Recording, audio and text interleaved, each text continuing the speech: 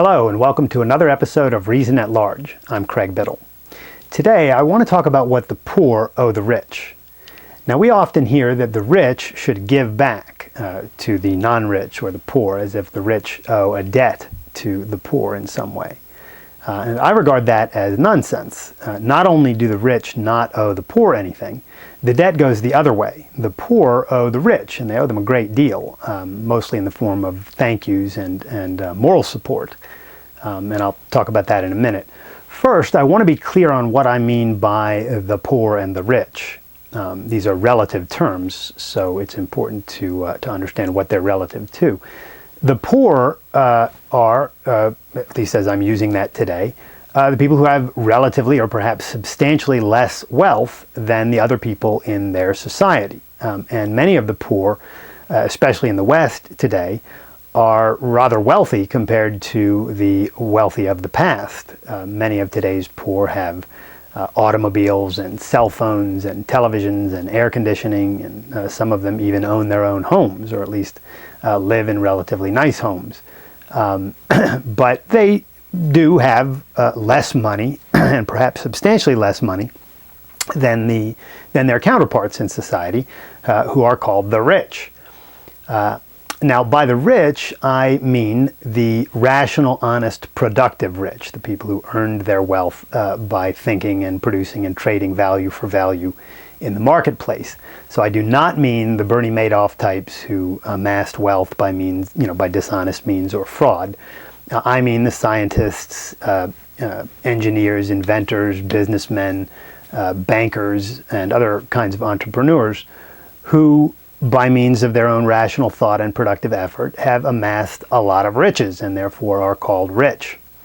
So, for instance, in terms of some famous historic figures, Thomas Edison, John Rockefeller, Sam Walton, people like that, or people, more recent figures, Jeff Bezos, Steve Jobs, Sarah Blakely, Jamie Dimon, people like this, people who have earned enormous amounts of wealth by means of rational thought and productive effort. And of course, rich people are not always famous, so there are many non-famous rich people. There are many millionaires in the West today, especially in the United States. People who own their own businesses, or who have just simply invested their money wisely, or have saved frugally. So this is what I mean by the rich, people who by means of rational, honest, productive effort have become very wealthy. Now, what do the poor people owe the rich people? Well, they owe them a big thank you on multiple counts. They owe them thank yous for all the products and services that the rich people have produced.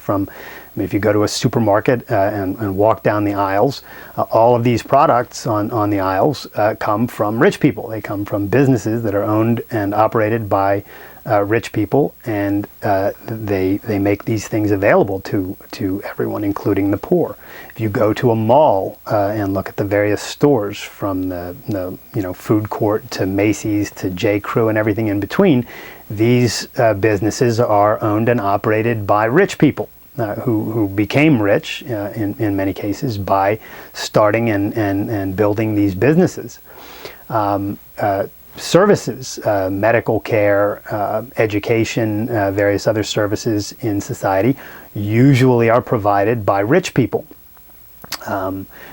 Goods such as oil and gas and the things that fuel our cars and homes and air conditioners and the like come from companies that are owned by rich people.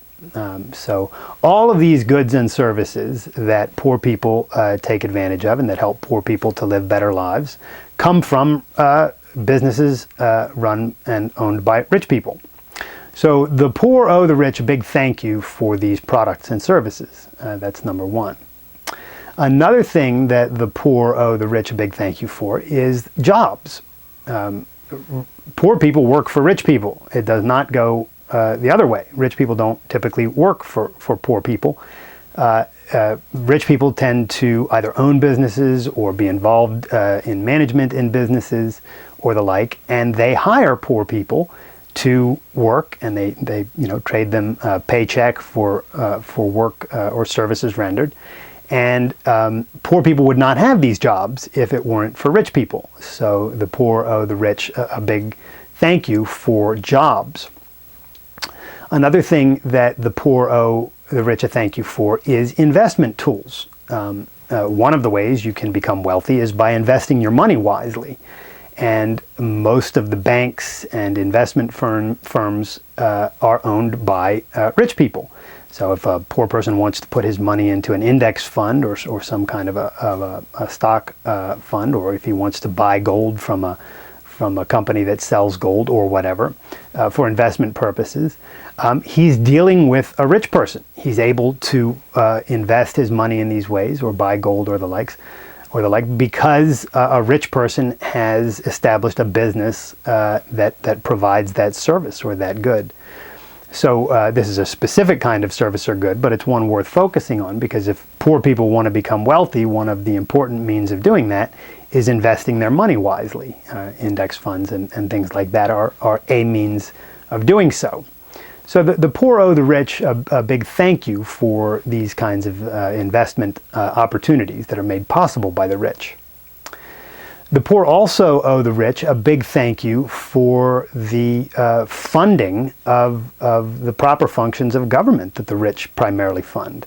Now, unfortunately, government funding today is coercive, so the rich don't really have a choice about whether they're going to fund it or how much they're going to fund. But the fact is that the police, the courts, the military, the legitimate functions of government, and even the illegitimate functions of government, roads and schools and things like that, are primarily funded by the rich. Sure, the poor in some ways do fund some of those things, but the rich fund them for the most part. And so if it weren't for rich people, we wouldn't be able to have the kinds of police, courts, military that we have today to maintain safety and order in society. And we wouldn't have roads and things like that either, at least unless they had been privatized. But even then, the roads would likely be owned by rich people who would maintain them and enable poor people to travel on them.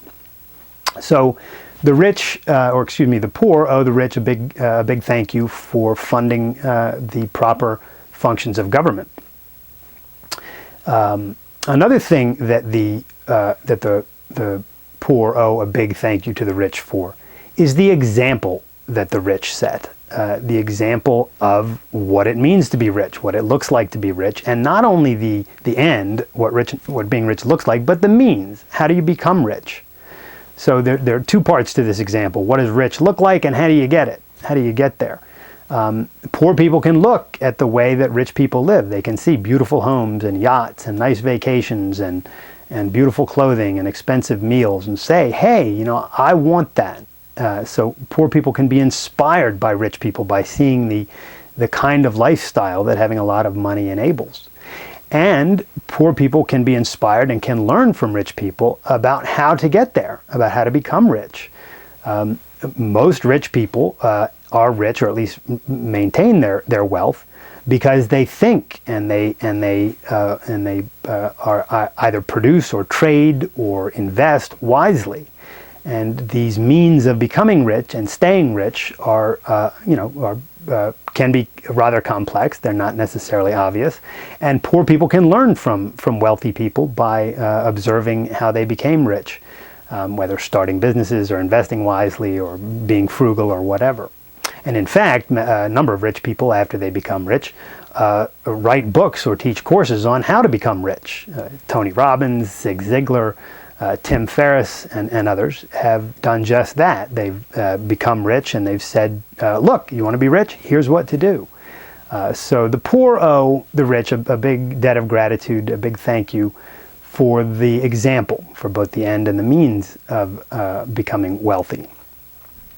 Now, the most important thing, I think, that the poor owe the rich is moral support. Moral support in becoming wealthier.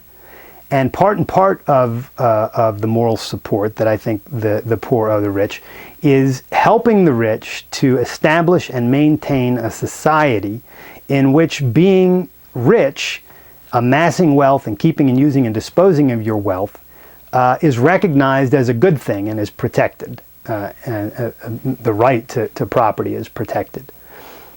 So one of the things that the poor owe the rich is moral support in that regard. Moral support in establishing and maintaining a society that respects rights, especially property rights, so that rich people can become rich, can do with their wealth as they see fit, can become more rich, and can set even better and brighter and bigger examples of what it means to be rich and how to get there. So there's a lot. I mean, this is not an exhaustive list. There's a lot that the poor owe the rich, and most of it is just in the form of thank yous, moral gratitude, and moral support. Being wealthy is good. Wealth is a good thing. Human life requires it, and this is why most poor people don't want to be poor, and most rich people enjoy their wealth. Wealth is a good thing, and people who work hard and strive to become wealthy are good for doing that. They're morally good for doing that, and they deserve our support, and they deserve our thank you. So with me, I think all poor people should say thank you, rich people, for being rich. Thank you for all the goods and services you produce. Thank you for the jobs. Thank you for the example. Thank you for being rich. It's a good thing, and we appreciate it. That's it for today's episode of Reason at Large. If you'd like to send me a question for possible addressing in a future video, you can send it to me at cbiddle@theobjectivestandard.com. Until next time, love your life.